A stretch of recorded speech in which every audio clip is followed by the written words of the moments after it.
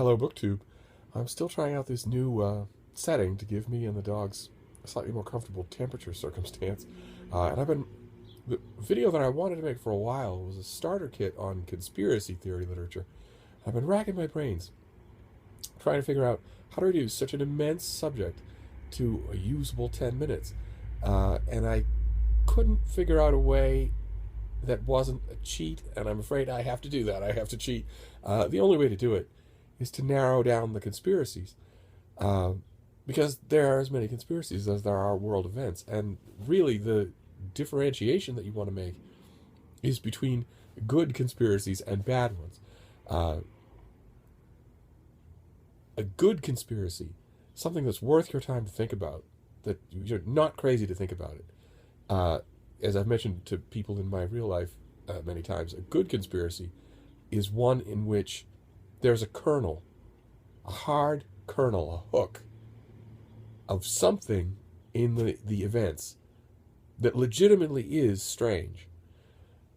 Not that you would have to be crazy to think is strange, but that legitimately is strange. And if you apply that yardstick, then immediately 99% of all the conspiracy theories in the world fall away.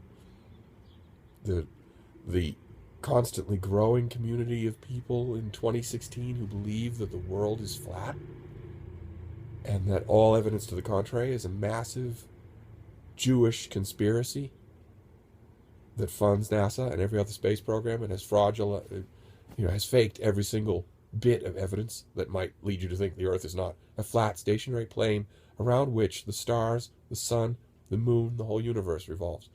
That is lunacy on its face. You can just dismiss it. There aren't any hooks. There aren't any kernels. Same thing with the sad group of people who have maintained for years that there was no mass shooting at the Sandy Hook Elementary School.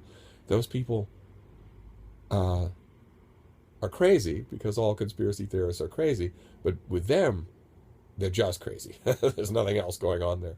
And you could add countless examples to that list. A good conspiracy will be something in which, even when you're hearing a person who is obviously insane rattling off their ranting facts, you'll hear a fact or two that will strike you, even in a state of neutral sanity, as, I'm not buying into this, but that is a little strange. I remember the first time an old friend of mine made that distinction to me. He had just studied all of the historical, photographic, and especially forensic evidence for the Jonestown Massacre. And he had come to the conclusion, based on what he saw, that there was no mass suicide, that there is a mass murder. Motive and murderers unknown and uncaught.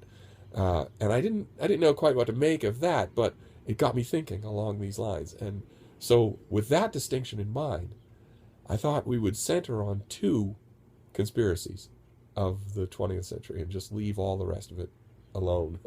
The Lusitania need not come in. Remember the Marne, the Dreyfus affair. We don't need to think about any of it. Let's just talk about the JFK assassination and 9/11. Now, in the JFK assassination, of course, has spawned an unending cottage industry of books and talks and YouTube presentations that are just each more outlandish than the last. But there are kernels, there are hooks in the JFK story. God, in my own ears, I'm hearing now what I sound like. Very sorry. Try to concentrate on the substance instead of how horrible I sound. Trust me, I don't feel as bad as I sound. And I much prefer sounding worse than I feel to feeling worse than I sound. But in the JFK conspiracy, there are actual hooks. There are things that don't make any sense. The forensics of the gunshots don't make complete sense. The huge chunk of the eyewitness record doesn't make sense. A huge chunk of eyewitnesses in Dealey Plaza heard something that the Warren Commission then said didn't happen. And, one or two eyewitnesses can be wrong, but a large chunk of them, it's worth investigating. And it doesn't seem when you read the Warren Commission, when you read accounts of the Warren Commission, like they gave it the investigation that it was due. Not to mention the death of Lee Harvey Oswald. Guy walks up a loading ramp in a police station and shoots a suspect who's being held for the murder of a president, surrounded by cops. And that can happen. That is on its face weird. And the president's autopsy, on its face, weird. You don't have to be crazy to read those facts and say, that doesn't really seem right. Now, the healthy thing to do is to read those facts, think, well, that doesn't really seem right, but I think the Warren Commission is probably right. It was probably one disaffected loner taking pot shots at the president and getting stupendously lucky. I think that's probably right. That probably is right. But there are enough hooks so that it's actually interesting to read. And I have a few books that I want to recommend. Just a couple.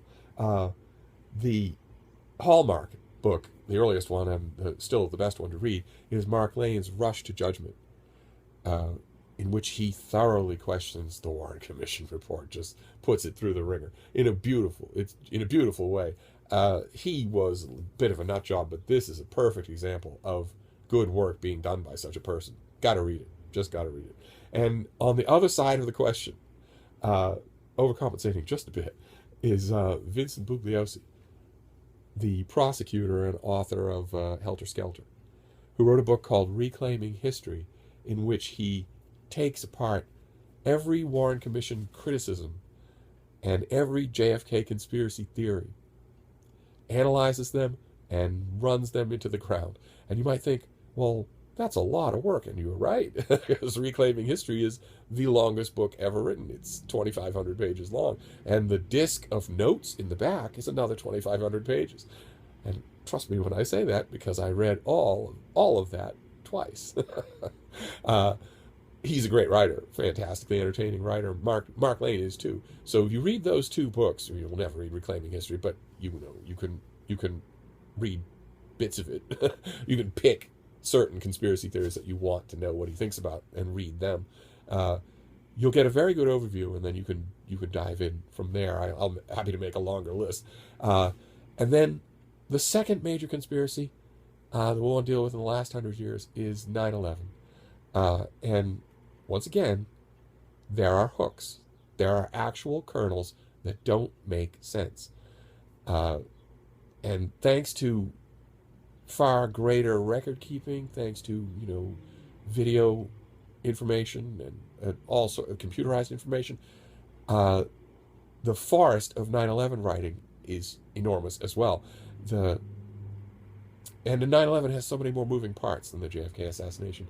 The pilots who flew the planes weren't rated on massively complex airplanes like that. Many pilots have come forward and said, you can't possibly bank a giant commercial airliner at 500 miles an hour 30 feet above the ground. It would stall, it would nosedive. Just physics would say that. And for me, most damning of all, the Pentagon. Nothing about the Pentagon attack on 9/11 makes any sense at all. And the government's attempts to make it make sense, releasing 5 frames of one camera that shows nothing and that ought to show something.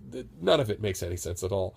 And that, as with any other conspiracy subject, if one strand doesn't make sense, then you can start to pull the whole thing apart.